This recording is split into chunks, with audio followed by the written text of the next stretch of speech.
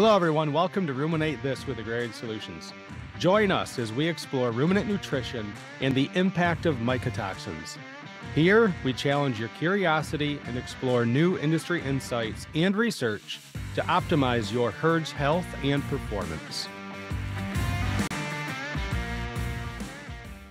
All right. Hey, welcome everybody to another episode of Ruminate This with Agrarian Solutions. I'm your host, Scott Zaire, and I am excited to start diving into season 2 and just to kind of get everybody's mind kind of pointed in the direction of where we're headed in 2025. There's a few words I want everybody to keep in mind as you check out our episodes throughout the rest of the year. And those 6 words are defend and protect for a lifetime. Pretty powerful words. And what they mean is defend and protect your livestock for a lifetime. I think it's a very important topic that we're going to cover, and how 2025 is going to look is we're going to spend some time here in the first part of the year just visiting with different experts, starting today with Dr. Larry Roth, about the importance of calf health. And as we work through the year, we're going to be talking about calves kind of in this first few months. We're going to work into that transition period, but from milk to weaning, and how to build a heifer that's going to be profitable and successful for the dairy. And also we're going to be touching on with our beef counterparts of things we can do in the transition period of weaning to grower cattle as well. We're then going to move on to heifer reproduction in dairy cattle and eventually get to that animal now having a baby after it's been defended and protected for a lifetime. And also, Dr. Roth, the challenges that come with a transition cow, whether it be a first calf heifer or multi-lactation animal. There's always, as you like to say, it's the most challenging day of the year for that animal. So now that we've kind of given everybody an overview of what 2025 is going to look like, I am once again excited and happy to bring Dr. Larry Roth, our Vice President of Nutrition here at Agrarian Solutions, to the table. And Larry, I'm gonna just put it right out there in the open. Larry, it's practically a moniker that you've put out there, and it's ingrained in all of our brains at Agrarian Solution. And I should actually have it on the wall behind me. Day 1, week 1, month 1. So if you would, for our audience here on Ruminate This, explain what day 1, week 1, month 1 means. Perfect. Yep. Be glad to, Scott. So let's think about when the calf is born. Whatever happens that first day, the first week, the first month of its life is going to affect it the entire rest of its life. Be it the high-producing dairy cow, be it the beef on dairy calf that is eventually headed to the feedlot, little hiccups that come along, be it respiratory, be it digestive upsets, are going to move the animal away from its genetic potential. Scott, we work with a lot of people who are very much into dairy genetics, others that are into beef genetics, and they know all of the lineages, they know all of that. With all due respect to them, we can put the best genetics in the world into that calf, but it just seems like we don't need to do genomics. We just ask E. coli, salmonella, and rotavirus, which calf has the best genetics? And those are the calves that so often seem to come down with those issues. So let's go ahead and put all the genetics in the world into that calf. I'm all for that, 100%. But let's defend and protect those genetics, realizing that these digestive issues, these respiratory issues, can not only kill the animal, but reduce its ability to live up to its genetic potential. Day 1, week 1, month 1.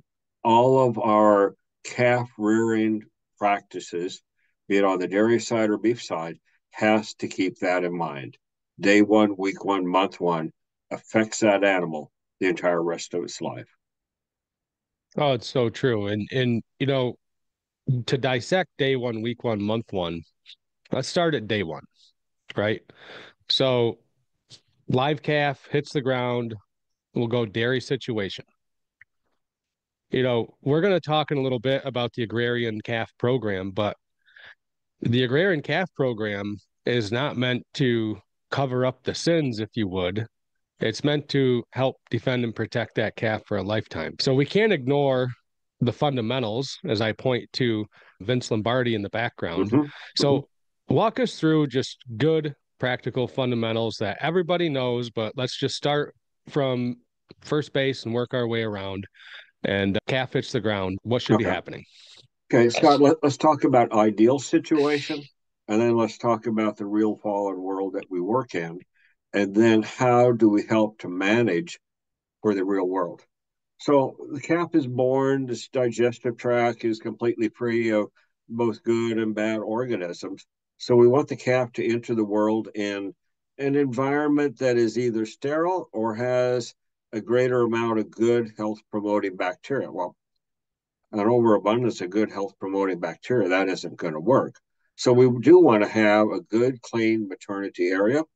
We want to think about getting high quality colostrum and a good amount of colostrum into the calf as soon as possible. Because the colostrum has some of the IgG, the antibodies that are going to take out bad digestive organisms. And some of this IgG is also going to be absorbed into the body in the first 6 to 12 hours of life. So let's put an emphasis on colostrum intake, high quality colostrum, and a good amount of it as soon after birth as possible. Again, it's all based upon the idea that we have a race going on to dominate the digestive tract. We've got the bad guys like E. coli, salmonella, all of those words we don't like to hear. They will grow 3 times as fast as the good health promoting bacteria. So, Scott, is pretty simple. We got to get there soon with a large amount of good beneficial bacteria. We got to get there as soon as we can with the IgG and other factors that colostrum brings to put some stumbling blocks in front of these fast growing pathogenic bacteria. So we want to have a sterile environment, or if at all possible, a high level of good health promoting bacteria. We want to get colostrum into the calf. Well, hopefully we get that to happen. And when does that colostrum get in there? Well, hopefully it gets there at the right time. So let's start thinking about how we can maybe assist during management during these periods. That's where our day one calf gel comes into play. Bring in some beneficial bacteria to inoculate the tract, bring in some of the IgY, the egg-based pathogen-focused proteins to take out those pathogens and to bring some other factors as well. The idea is whoever wins the battle to dominate the digestive tract is going to win the battle to dominate the calf's health. It's a good point, and I just want to bring us back for a second, just to draw some perspective, right? You tell us the bad bacteria multiply at a rate 3 times that of good bacteria. So Mm-hmm. Mm-hmm. what that's telling me, what I heard was every 20 minutes, the bad bacteria double, and every hour, the good bacteria double, right? So they're outpacing, right? So if you Yeah. think about it like that, and there's plenty of research behind timing, folks, within 2 hours, we all know this, it's fundamentals as soon as possible. It doesn't matter if it's fresh or frozen, high quality, as Dr. Ross said. In a perfect world, Larry, we'd feed high quality frozen colostrum that we thaw out responsibly. I like that program. A great quality colostrum replacer, also a viable option. If your management program allows you to feed high quality fresh colostrum, great. Those things are important for the development of that calf, but I don't want us to get in the weeds of which colostrum protocol is better or worse. Where I do want to get to is that next step in the moniker, if you would, day Mm-hmm. one, week one, month one. So talk to us a little bit about week one and a couple of things that I'll point out to the audience, right? We have several different pathogens that are really wanting to take over that calf. E. coli, salmonella, clostridium.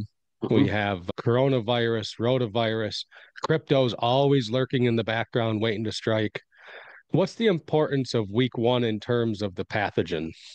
Great question, Scott. What's the importance of week one? Well, we started off by talking about that first feeding of colostrum. Well, do we come back with a second feeding? Is there a third feeding or a fourth feeding? What happens for colostrum being fed?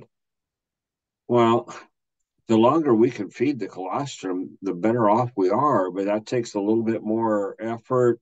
So often we want to get off to milk replacer as soon as what we can. But colostrum, even after the first 6 to 12 hours, has some benefits. Still, there's a little bit higher level of pathogen-focused proteins in it.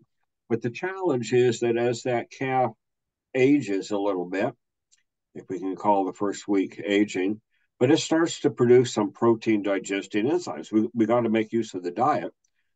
Unfortunately, those protein digesting enzymes are going to take the IgG that's in the colostrum and turn it into amino acids and break it down.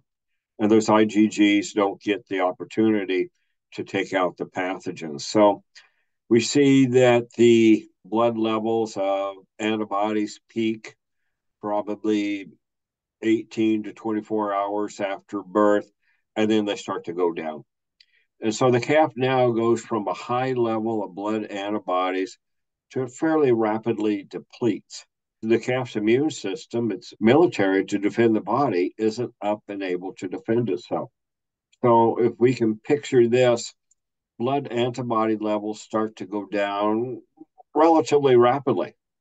And it's probably not going to be until 2 to 3 weeks of age that the calf's immune system is producing enough antibodies to protect itself.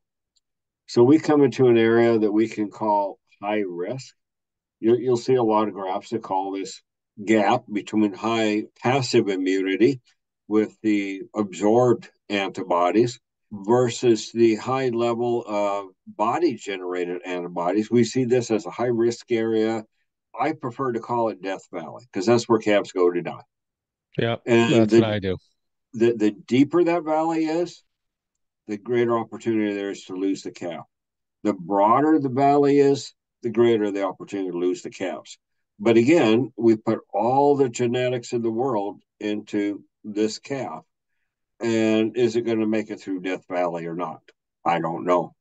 So we need to be thinking about maybe extended feeding a colostrum, even though the IgG is going to get chopped up for nutrition purposes. There's still a little bit of value there. There's other things in colostrum that help to defend the calf against invading agents. But we need to be thinking about calf comfort, calf nutrition, everything we can do to tip the balance of the scales in favor of the calf's health because we know that Death Valley is coming up, and how are we going to navigate that valley?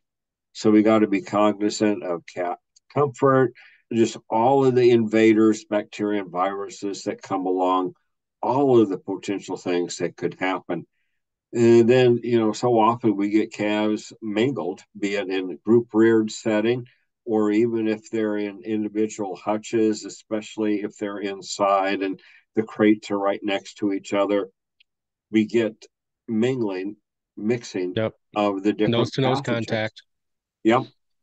So for that first week, we're constantly thinking, what do we do to defend and protect the calf against all of the insults that are coming to attack it?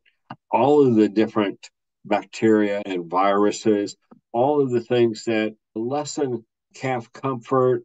We think about air quality. All of these things are so central to the calf navigating through that first week of life. Because if we start to lose control of these different factors, well, day one, week one, month one. I think everything you just described is why I have yet to see the perfectly built calf barn. It just Okay. there are just so many challenges to think through and Absolutely. it's almost like you pick your battles when you're building a new calf raising facility. Scott, that's true.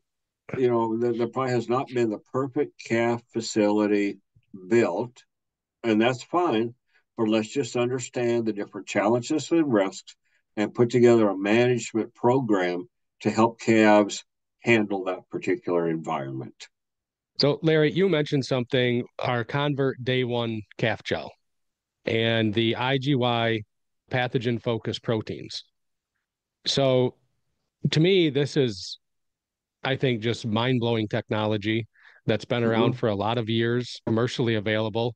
Yep. And, the old timers knew it existed long before it was commercially available. And we could dive into the story of the old timers, what they used to do. But rather than that, let's go to what are these IGY pathogen focused proteins and Mm-hmm. what are they doing to assist that calf? Okay, great. So, Scott, you talk about the old timers, and so often when I go around speaking about calf rearing practices and calf health, somebody will come up afterwards and say, "Yeah, my mother used to do this, or my grandmother used to do this. They would take a raw egg and mix it into the calf's milk when the calf was starting to feel poorly." Well, that's a good practice. Maybe if we had done that a little bit earlier, the calf wouldn't have started to go downhill. But the idea is there's these pathogen focused proteins that are especially designed to attach to different pathogenic bacteria, viruses, and protozoa, attach and hold them so that other elements of the immune system can come and destroy them, or latch on to these pathogens so the pathogens cannot attach to the digestive lining and have a hole punched into the castle wall. So, very central part of the immune system, pathogen-focused proteins, especially designed for different pathogens, kind of a lock and key system. But again, it's the unique beauty of how the calf's body is designed. So, Dr. Roth, with the IGY, right, those are basically the avian equivalent of IgG. So, these IGYs in our Convert Day One Calf Gel for the coverage we have for all the different pathogens, E. coli, Salmonella, Corona, Rota, Crypto, and Clostridium. They're bovine specific, but why and how do they become bovine specific? Where do we get these IGY from? So, Scott, the chicken is relatively unique in that we can vaccinate it. We can put bovine forms, generally killed forms, might be modified line forms of different bacteria, viruses, and protozoa that are going to make our cattle sick. We can vaccinate hens with those pathogens, and the chicken is going to make the IgY, its own antibodies, and put those into the egg yolk.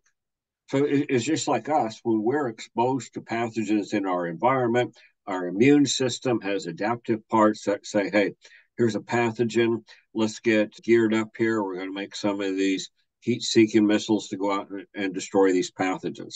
That's what our body does. That's what happens when we get vaccinated. That's when we're exposed to things in the environment. The chicken is no different.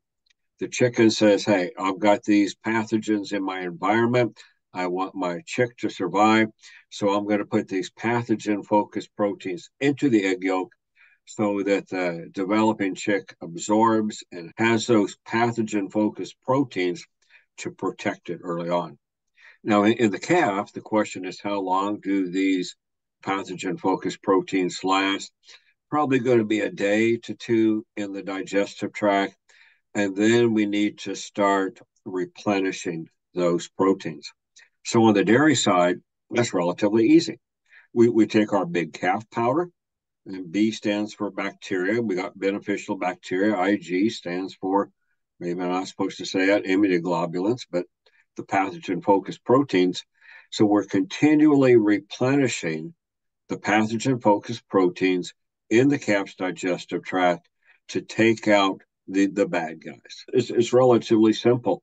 Just understand the environment that the calf is in, the challenges that it faces, and what do we do to help the calf defend itself against all of these bad guys trying to take it out.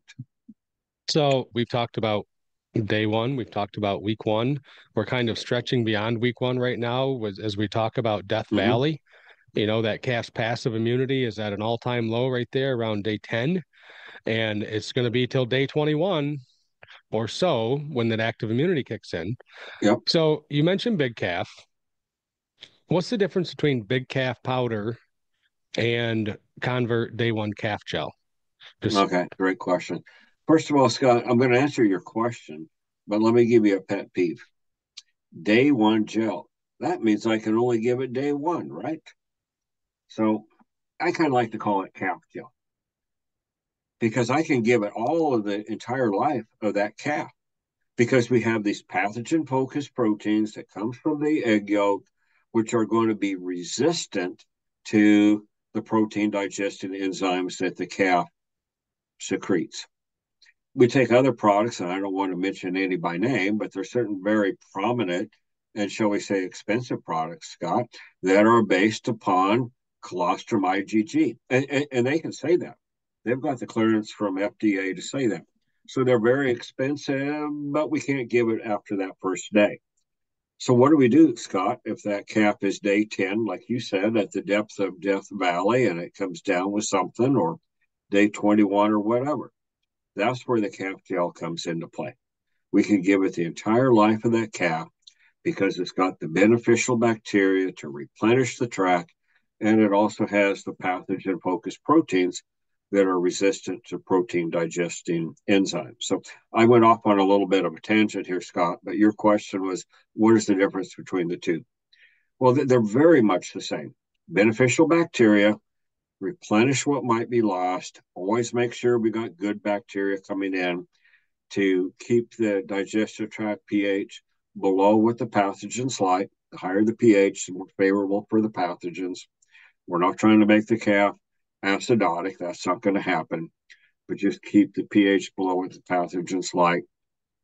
And then continue to bring in the pathogen-focused proteins. I like to call them the heat-seeking missiles to target the bad guys and take them out. Let's do that every day because we've got to understand that the calf is going to be open to invasion, open to defeat until the immune system is able to defend the calf. What is that going to happen, Scott? We can say day 21, but maybe it's going to be later, might be sooner. But again, we started out our conversation talking about the tremendous genetic investment in these calves. Why put that calf at risk? My goodness, Scott, we look at what some of these calves are worth today. Some of these beef on dairy calves are going to be $800, $900, $1,000. We look at the big calf powder, 10 cents a day.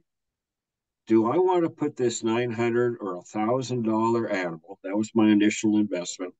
Do I want to leave that animal open to invasion and defeat by these pathogens?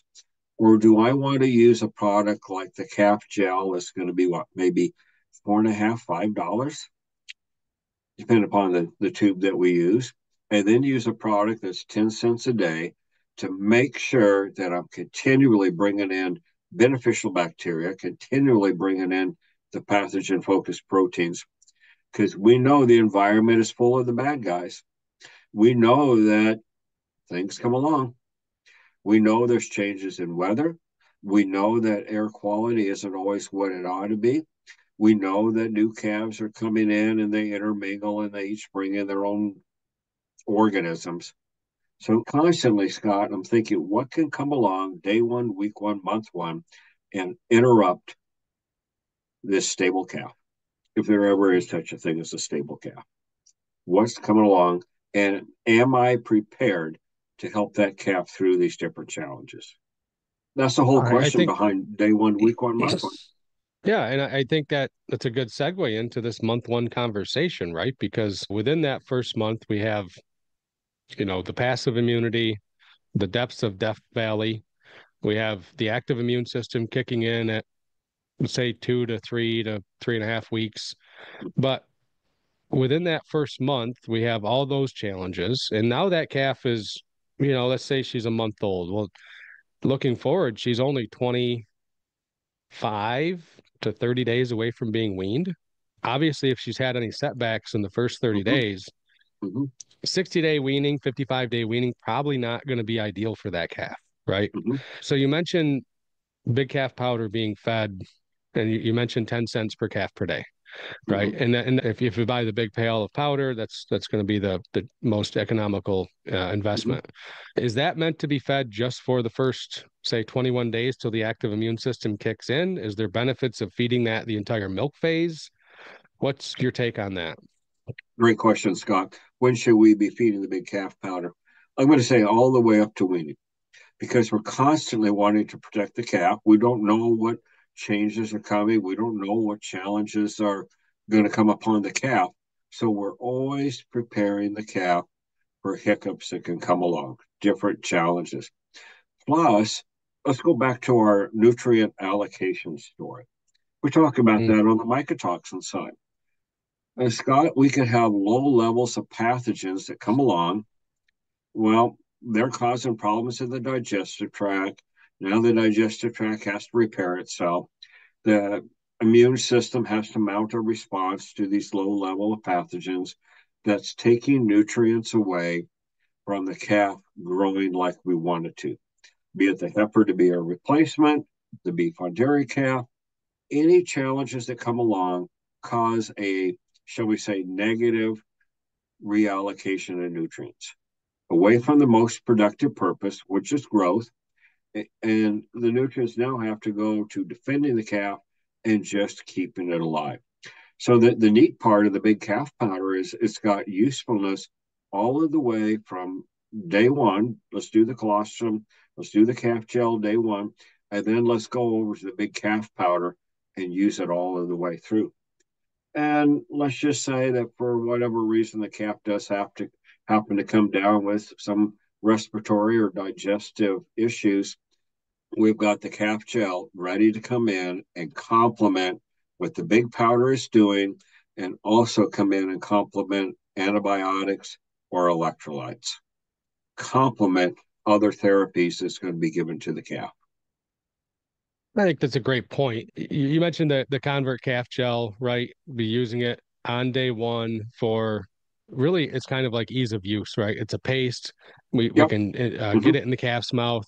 Yep. We're gonna feed them colostrum right off. They're gonna wash it down.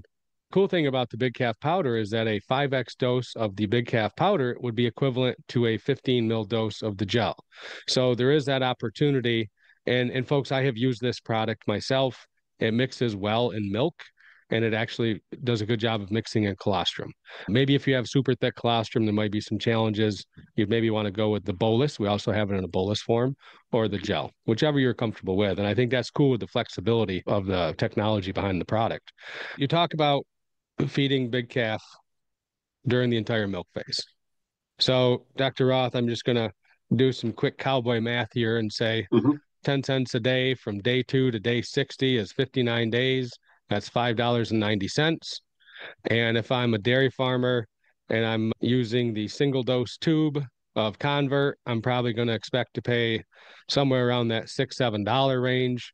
So landed, let's just go with $13 per calf. Now, I'm going to do my cowboy math again and say $13 per calf for the first 60 days for defending and protecting that calf for 60 Mm-hmm. days. To me, that sounds more economical than some of the competitive, truly day one calf gels on the market. Absolutely. They give you just protection on that first day. Scott, I think there'd be what I want people to walk away from this podcast thinking about: what day does my calf face a challenge? Certainly that first day, but we don't know when else the challenges are going to come. Well, they're probably going to come when we least expect it. So let's have a program in place where we're continually anticipating some issue, and we're continually helping the calf to defend and protect itself against the issues that come. You talk about return on investment, $15. And how much was that calf worth? How much was that calf worth? So now Well, I'm having to yeah, I do. mean, if you're growing beef on dairy calves, you can use that example, right? But the dairy farmer is not going to be the one to feed that out, right? So let's go talk about that heifer calf, Mm-hmm, that replacement calf.